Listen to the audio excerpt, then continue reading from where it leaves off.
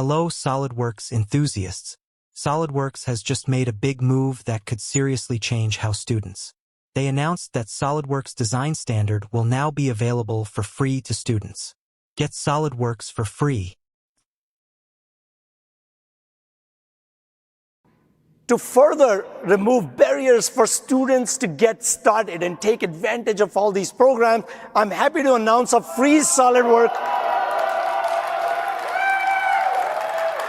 So for all the students, I don't hear the students, I don't know, I think in that section, please, a free SOLIDWORKS Student Edition available starting July 1st globally across the world.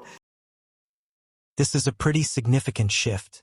Traditionally, access to professional computer-aided design tools like SOLIDWORKS has been limited by licensing costs, especially for individuals learning outside of universities.